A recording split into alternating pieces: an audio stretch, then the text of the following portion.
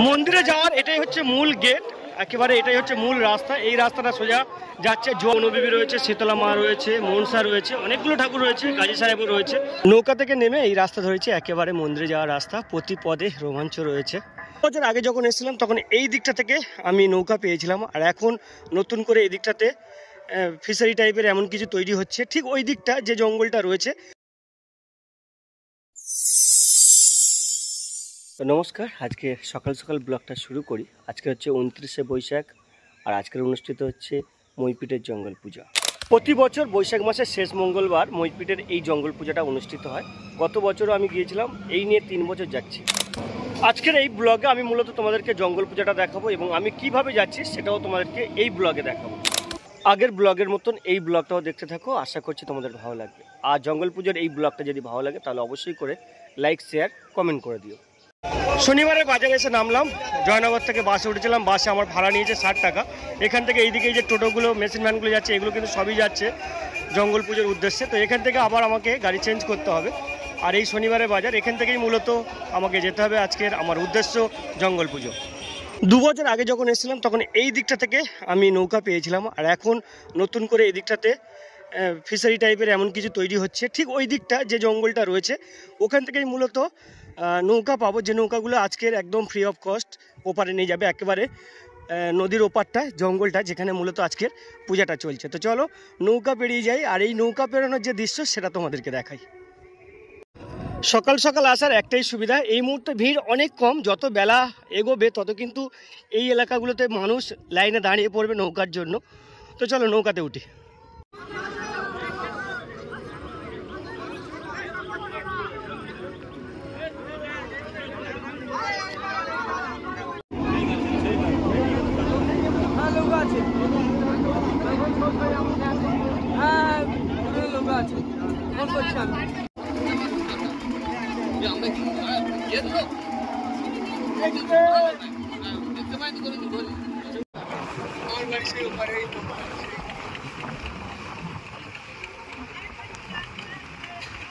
এই ভেতর থেকে যেগুলো বেরোচ্ছে ওইখান থেকে আসছে, আসলে এখান থেকে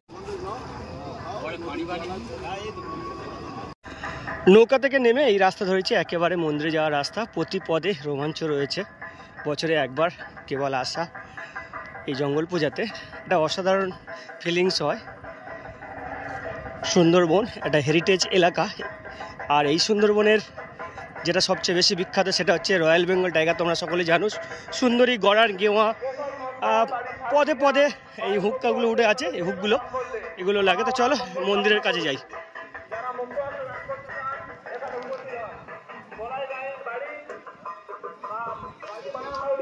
দূরে ওই যে মন্দিরটা দেখা যাচ্ছে। তো চলো মন্দিরে এত সকাল থেকেই মোটামুটি লাইন পড়ে গিয়েছে, এই যে পরপর সব লাইনে দাঁড়িয়ে রয়েছে পূজা দেওয়ার জন্য।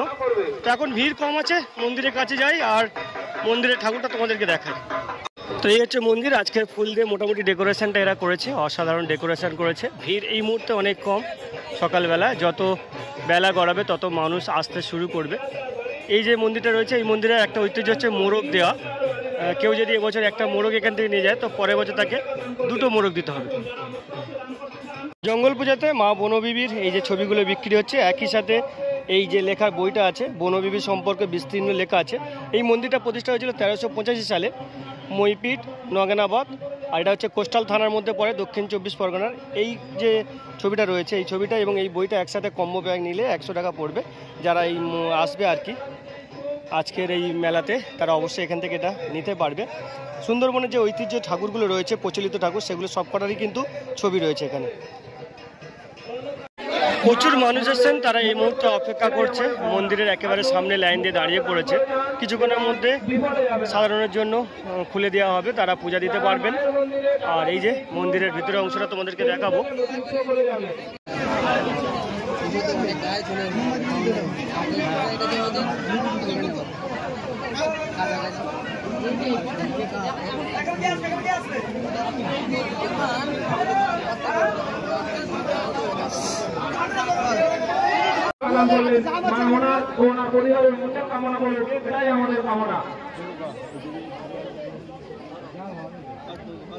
রঞ্জিত চক্রবর্তী ছোট্ট ভাই বাড়ি মুদ্রামুখ এই মাত্র মায়ের জন্য মুক্ত হচ্ছে 21 টাকা দান করলেন। মা ওনার মঙ্গল কামনা করুন, এটাই আমাদের কামনা।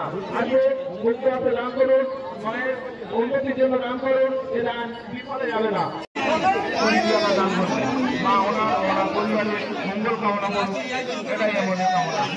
এই ছোটা এই ছোটা এ রাজা বাবা দেখেছি না মায়ের জন্য মঙ্গল কামনা করুন। রনি নস্কর বাড়ি গড়ে হাট মায়ের জন্য মুক্ত হচ্ছে 21 টাকা দান করবেন।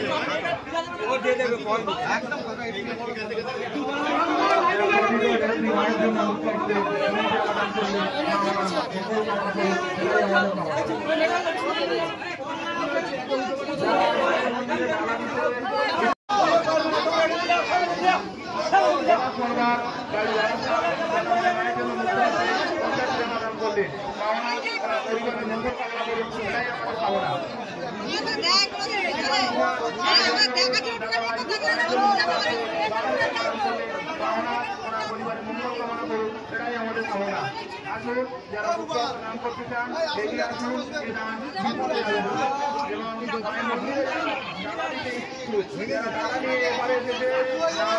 এই মাত্র ঘরের হাট থেকে নেপাল হালদার মায়ের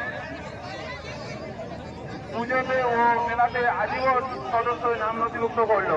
নেপাল হালদার বাড়ি গড়ের হাট 501 টাকা দিয়ে আজীবন।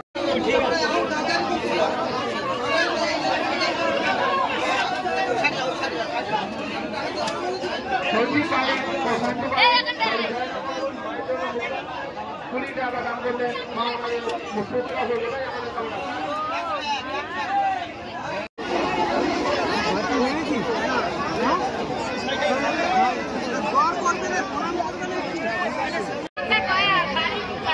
সন্ধ্যা করা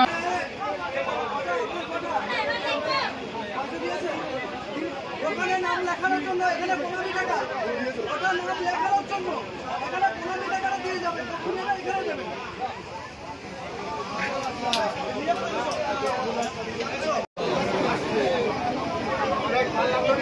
বন্দনা মাইতি বাড়ি গৌরীতলা দিদিভাই মায়ের জন্য মুক্ত হস্তে 21 টাকা দান করলেন। মা ওনার মঙ্গল কামনা করুন, এটাই আমাদের কামনা। বিনয় সদরার বাড়ি দেউলবাড়ি দাদা ভাই মায়ের জন্য মুক্ত হস্তে 85 টাকা দান করলেন। এ দান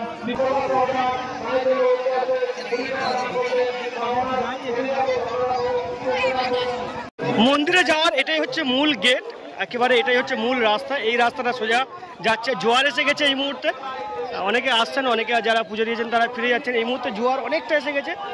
গত বছর যখন এসেছিলাম তখন কিন্তু এতটা জোয়ার ছিল না। এটাই হচ্ছে মন্দিরের মূল অংশ, একেবারে মূল রাস্তা। রাস্তা দুধারেই প্রসাদ সামগ্রীর দোকান বসেছে, একই সাথে অনেকে দানও করছেন। প্রচুর মানুষ এই মুহূর্তে। এই দিকটাতে প্রসাদ সামগ্রীর বিভিন্ন দোকান রয়েছে। এখানে যারা সরাসরি এখানে আসছে প্রসাদ না নিয়ে তারা প্রসাদ সংগ্রহ করতে পারবে। তো চলো আস্তে আস্তে একেবারে মন্দিরের সামনের অংশটাও তোমাদেরকে দেখাই।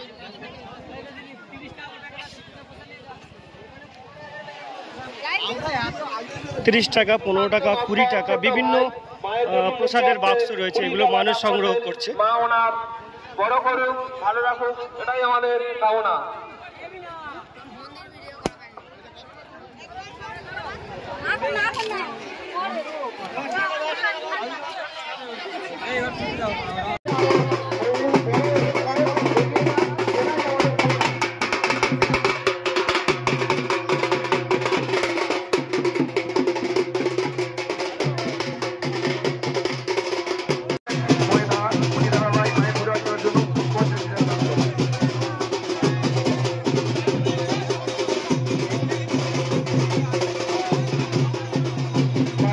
জঙ্গল পূজাতে দুর্গা বাহিনী দিদিরা রয়েছেন মহিলাদের প্রোটেকশনের জন্য।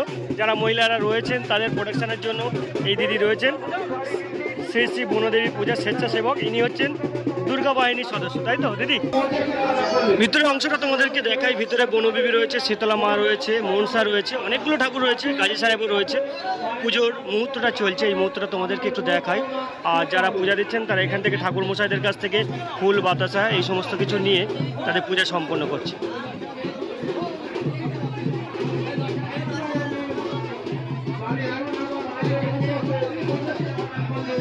Thank you.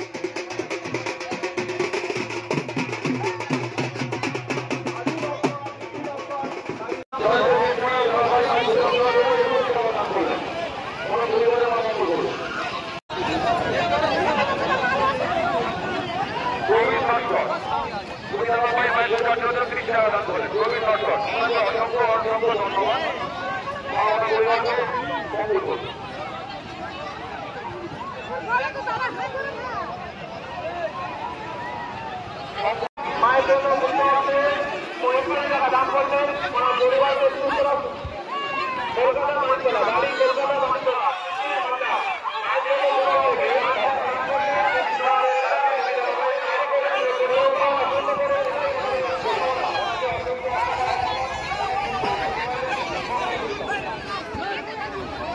এবার বাড়ি ফেরার পালা। আমি একেবারে এই দিকটাতে চলে আসছি, আর এখনো পর্যন্ত কাতারে কাতারে মানুষ কিন্তু আসছে জঙ্গল পুজো দেখার জন্য, জঙ্গল পুজোর সাক্ষী থাকার জন্য। এই ব্লগটা এখানে শেষ করলাম। কেমন লাগলো অবশ্যই কমেন্ট করবে, আর এইরকম ধরনের গ্রাম্য মেলা থেকে শুরু করে সব কিছু দেখার জন্য সাথে থেকো।